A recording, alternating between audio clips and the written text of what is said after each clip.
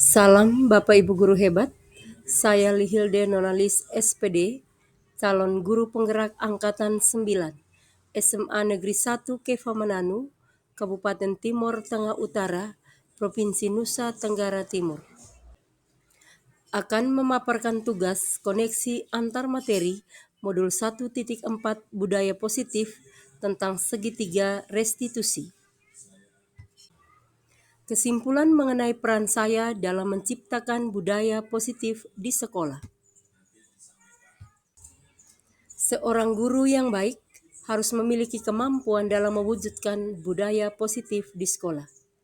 Budaya positif tersebut dapat dijalankan dengan menerapkan konsep-konsep inti seperti disiplin positif, memahami motivasi perilaku manusia berkaitan dengan hukuman dan penghargaan, posisi kontrol seorang guru, pembuatan keyakinan sekolah atau kelas, dan penerapan segitiga restitusi dalam penyelesaian masalah.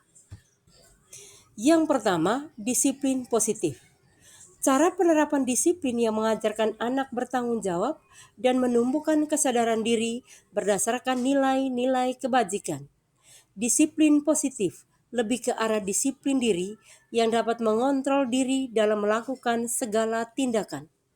Disiplin positif pun dapat membuat murid memahami dan menyadari berdasarkan motivasi internal, bukan akibat paksaan, pujian, dan hukuman. Yang kedua, motivasi perilaku manusia. Tujuannya yang pertama, untuk menghindari ketidaknyamanan atau hukuman. Yang kedua, untuk mendapatkan imbalan atau penghargaan dari orang lain. Dan yang ketiga, untuk menjadi orang yang mereka inginkan dan menghargai diri sendiri dengan nilai-nilai yang mereka percaya. Saat guru memahami ketiga motivasi perilaku manusia, maka guru dapat memilah motivasi perilaku apa yang ada pada diri murid, yakni motivasi eksternal dan motivasi internal. Motivasi eksternal yakni untuk menghindari ketidaknyamanan atau hukuman. Yang kedua, untuk mendapatkan imbalan atau penghargaan dari orang lain. Yang berikut motivasi internal, yakni untuk menjadi orang yang mereka inginkan dan menghargai diri sendiri dengan nilai-nilai yang mereka percaya. Diharapkan, sebaiknya guru dapat menghindari hukuman dan pemberian penghargaan berlebihan agar meminimalisir motivasi eksternal dalam diri murid. Yang ketiga, posisi kontrol seorang guru ada 5, yaitu yang pertama penghukum, yang kedua pembuat merasa bersalah, yang ketiga teman, yang keempat pemantau, dan yang terakhir yang diharapkan adalah posisi kontrol seorang guru sebagai manajer. Guru dapat menempatkan posisinya sebagai seorang manajer karena hal-hal yang akan dilakukan adalah guru berbuat sesuatu bersama murid, mempersilahkan murid mempertanggungjawabkan perilakunya, dan mendukung murid agar dapat menemukan solusi atas permasalahannya sendiri. Yang kedua, posisi seorang manajer mengacu pada restitusi yang dapat menjadikan murid sebagai manajer bagi dirinya sendiri sehingga tercipta identitas positif atau berhasil pada diri sendiri. Yang keempat, keyakinan sekolah atau kelas. Yang pertama, guru berperan dalam mewujudkan terbentuknya keyakinan sekolah atau kelas dengan adanya kesepakatan antara guru dan murid. Yang kedua, keyakinan sekolah atau kelas berupa pernyataan universal yang mudah diingat, dipahami, dan harus diterapkan dalam lingkungan sekolah. Yang kelima, penerapan segitiga restitusi dalam penyelesaian masalah.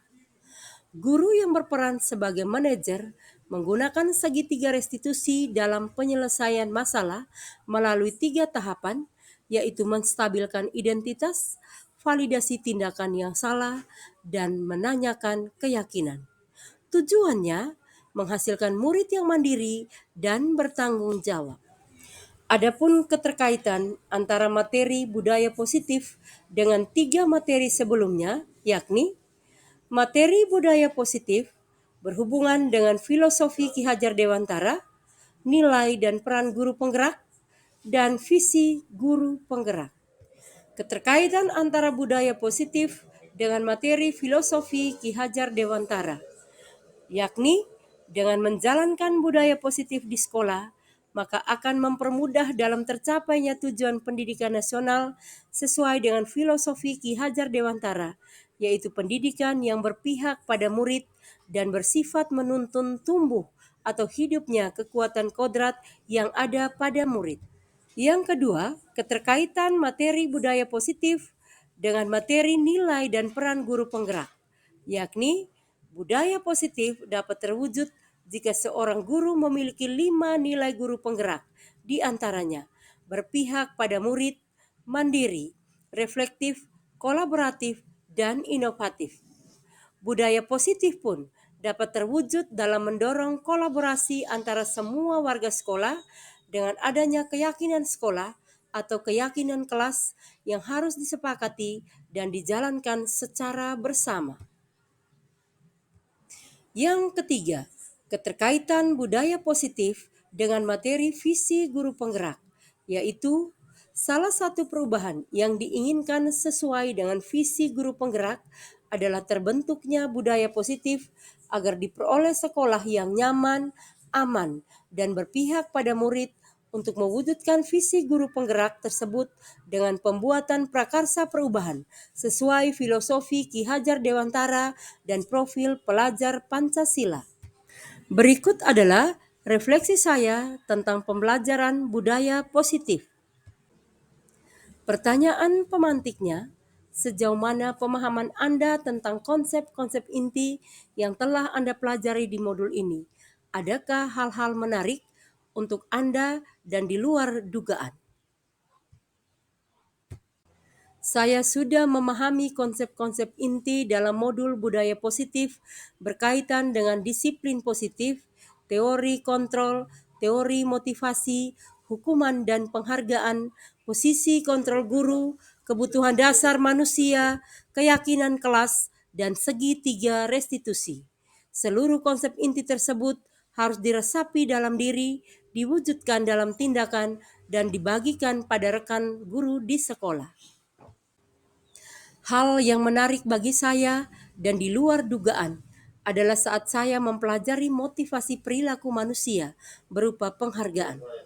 Ternyata, penghargaan dapat berdampak kurang baik bagi murid, di antaranya dapat merusak hubungan, mengurangi ketepatan, menurunkan kualitas, mematikan kreativitas, dan bersifat menghukum. Pertanyaan yang kedua, perubahan apa yang terjadi pada cara berpikir Anda dalam menciptakan budaya positif di kelas maupun di sekolah Anda setelah mempelajari modul ini? Perubahan yang terjadi adalah saya menyadari posisi kontrol yang biasa saya lakukan adalah sebagai penghukum dan pemantau. Seharusnya sebagai manajer dengan cara menangani masalah dengan menggunakan segitiga restitusi. Pertanyaan yang ketiga untuk refleksi diri adalah pengalaman saat apakah yang pernah Anda alami terkait penerapan konsep-konsep inti dalam modul budaya positif baik di lingkup kelas maupun sekolah Anda. Saya menangani siswa yang sering tidur di kelas saat jam pelajaran. Saya menggunakan langkah-langkah dalam segitiga restitusi, yaitu menstabilkan identitas, validasi tindakan yang salah, dan menanyakan keyakinan. Pertanyaan yang berikut untuk bahan refleksi adalah, bagaimana perasaan Anda ketika mengalami hal-hal tersebut? Perasaan saya sangat termotivasi untuk terus memperbaiki diri sesuai dengan nilai-nilai budaya positif di sekolah. Pertanyaan yang berikut, menurut Anda terkait pengalaman dalam penerapan konsep-konsep tersebut, hal apa sajakah yang sudah baik menurut Anda? Hal yang sudah baik menurut saya adalah sudah mulai munculnya motivasi internal pada murid untuk melaksanakan budaya positif sesuai dengan nilai-nilai kebajikan yang diyakini. Yang harus diperbaiki adalah posisi guru harus sebagai manajer. Pertanyaan berikut sebagai bahan refleksi adalah, sebelum mempelajari modul ini, ketika berinteraksi dengan murid, berdasarkan 5 posisi kontrol, posisi manakah yang paling sering Anda pakai dan bagaimana perasaan Anda saat itu? Setelah mempelajari modul ini, posisi apa yang Anda pakai dan bagaimana perasaan Anda sekarang? Sebelum mempelajari modul ini, posisi kontrol saya sebagai penghukum dan pemantau. Perasaan saya saat itu, saya selalu diliputi perasaan bersalah karena harus memberikan hukuman atau konsekuensi jika anak berbuat kesalahan. Setelah mempelajari modul ini, saya mulai menerapkan posisi manajer dalam penyelesaian masalah. Perasaan saya menjadi sangat tenang dan saya mulai menyadari pentingnya komunikasi yang efektif untuk menumbuhkan rasa tanggung jawab pada diri murid. Pertanyaan refleksi yang berikut, sebelum mempelajari modul ini, pernahkah Anda menerapkan segitiga restitusi ketika menghadapi permasalahan murid Anda? Jika iya, tahap mana yang Anda praktekkan dan bagaimana cara penyelesaiannya?